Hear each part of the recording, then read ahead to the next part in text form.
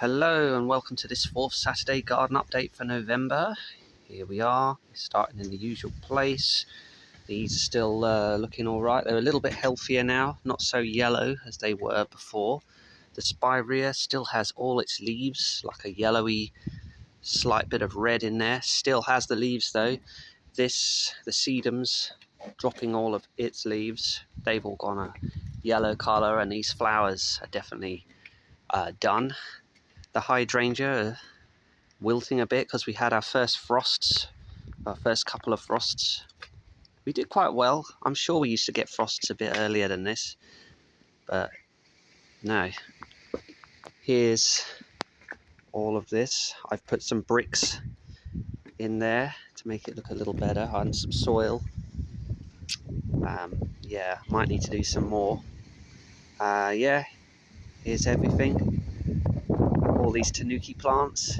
It's very windy today. There's a storm whatever it is on the way. The acers dropping a load of leaves. Yeah, some of them still have their leaves, if they're turning a bit yellow though. This Dad's maple, it is still alive because if I look really closely, it's got those buds at the end, so it is still going. And yeah, lots of other plants. This little plant here still has leaves, so I might have a new plant there. All these leaves will be gone probably by next month. Yeah, December. Can't imagine it. Can't imagine them still having leaves. The greenhouse is more or less empty. All these peppers, a lot of these peppers have died off now. Some of them are still going, but I'm just going to leave them here, and whichever ones survive will go into next year. I've got some apple tree sticks here, so these, yeah, they tend to send out some leaves and then they sort of wither away like this one is starting to. But sometimes they send out the roots into this soil and start growing.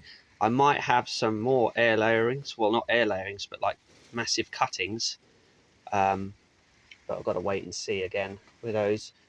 Down on the floor, I have a few, I tend to forget about these ones, a few more sticks.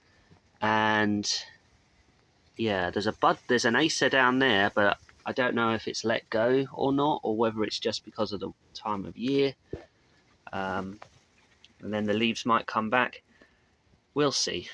And there's some hebes. Those are the white hebes in the corner, and a couple, I think there's another rose cutting that has taken. So I'm quite chuffed about that. Well, over there, I've got loads of hebes. Loads of hebe plants. These are all my purple hebes that I took 7 years ago. Not these exact ones, but the parent plants I took 7 years ago. And before they died, we had, well, in winter 22, we had massive deep frosts, and it killed all my original plants. But I managed to get these cuttings, I think about 6 months before that frost. I got, how many cuttings did I get? About 20?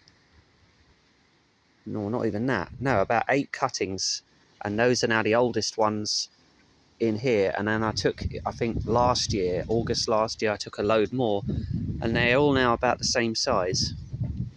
So yeah, all these are cuttings. So hebes are really easy. You only have to take them as cuttings, stick them in soil, and that's it.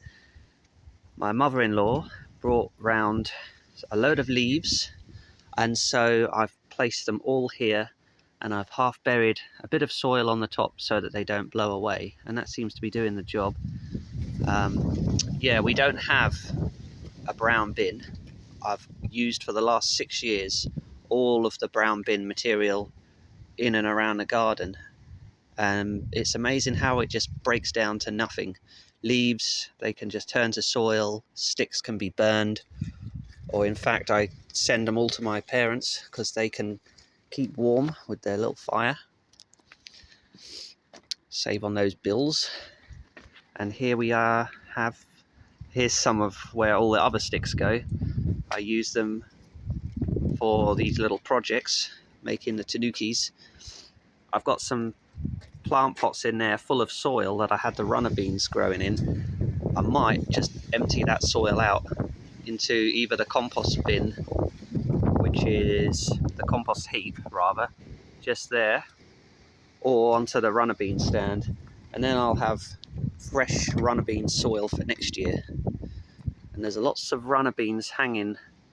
There's some green ones there, but I saw some brown ones over on the runner bean stand, which I can harvest and then plant those next year. I've got the same as last year, sort of black runner beans, white runner beans, and a few other types, Normas. I'm just going to plant the black and white ones though, because they are white and red flowers. I think they're pretty good. There's my buddleia in the corner. It's starting to grow. It should grow big next year. This one will definitely be growing big next year. This is the buddleia with the orange centers in the purple flowers. Really, really nice.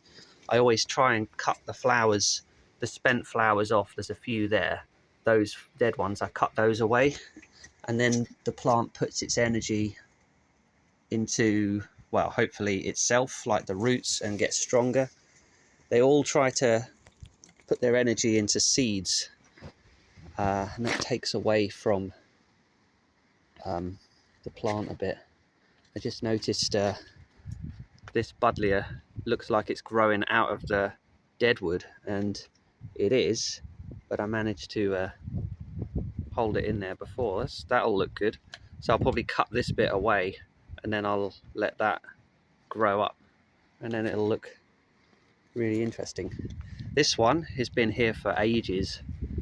I collected a massive stick there from the woods, and I wasn't sure what to do with it, so I just put this big buddleia I had. I don't know how long. I'll probably have to leave this here for a very long time before it looks realistic. But anyway, there we are. That's the garden update for November.